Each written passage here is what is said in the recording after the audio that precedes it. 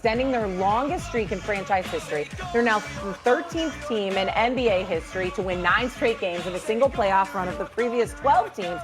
7 of them have gone on to win the NBA Finals. It does feel weird me talking about analytics and then making an analytical statement. Anyways, Stephen A., if the Knicks make the Finals, is it enough to keep this roster intact? Nope, it is not. A finals appearance doesn't erase or eradicate the stench of having failed to have won the championship since 1973. We've been to the finals since 1973. Matter of fact, we've been there twice. We've been there in 94, and we've been there in 99. Okay? That's the last time we've been to the finals, but the last time we won was in 1973. That's a long time. And if you don't win a championship this year, it's not because of that you still should entertain the potential change of getting somebody like a Giannis Antetokounmpo. It's that Oklahoma City and San Antonio has provided every indication they're going to be here for a while. And so as a result, you have to plan accordingly on doing what you can to assemble a roster that can knock off those guys. Now, it may be that you stand pat, guys, because, again, the deal ain't out there to be made, and I understand that. But if it is, you got to have the courage to pull the trigger, because I know I would. And that's the problem that I have with Stephen A. and Knicks fans, right? You take for granted making it to the NBA Finals. Making it to the promised land itself is a huge accomplishment. Some guys that played a lot of years in their NBA careers, you see the face he making? Mm-hmm. See, that's someone who feels a fan that's entitled. Oh, we need to go win the championship. No, making it to the finals is a huge accomplishment. Some guys never sniffed the finals throughout their whole entire career. That's number one. Number two, every single season from this point forward, every team that has real legit title hopes of going into the season, trying to really compete for a title, should damn show Beyonce they roster. Beyonce they roster. Upgraded every single season. Because we watch OKC, they won a championship. What did they do at the trade deadline? They went got Jared McCain, right? Yeah. You're going to continue. You got to, because we're in the place now where everything is evenly split, right? Like you look at the small market teams, it's like we come into the season, we're like, how many teams are legit title contenders? Like 8 or 9 are legit title contenders. Like 8 or 9. We can see Minnesota win. Like it's like that. So you got to continue to add. But I would say if the Knicks get to the finals, or when they get to the finals, if you got to run it back, you got to run it back. You make small adjustments, but the way that Karl Anthony Towns has been playing, if I'm the Knicks, I'm not looking at Giannis and saying I want any of that action. I'm cool with Big Towns and Jalen Brunson leading the charge.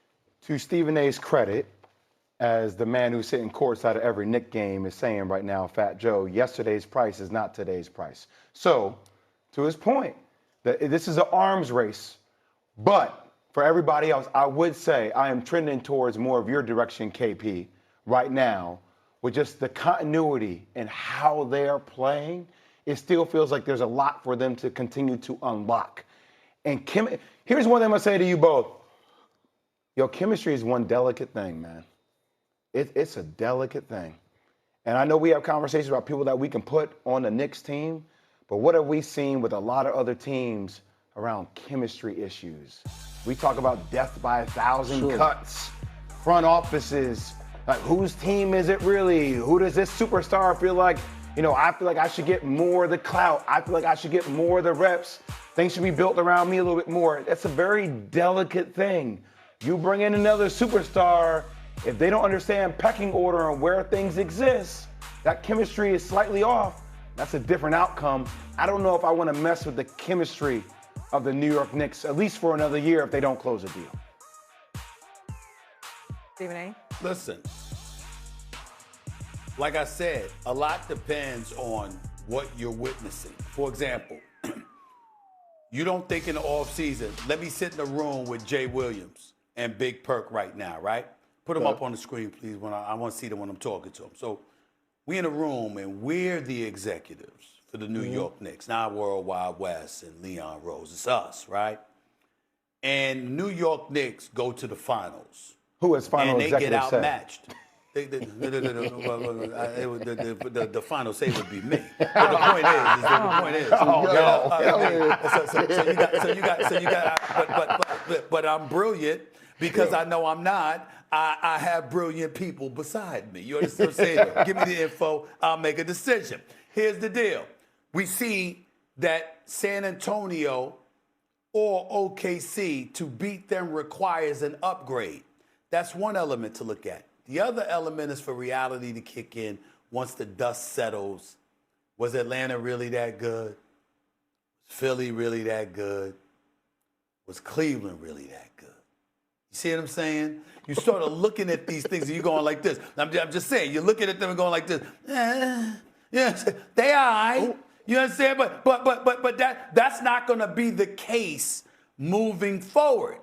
And so because of that, the likelihood is that the road to prosperity is going to be far more difficult in the future than it was in the Eastern Conference playoffs than it was for us this year. And as a result, that might incite us to be a bit forward-thinking, dare I say, and be like, yo, we got over.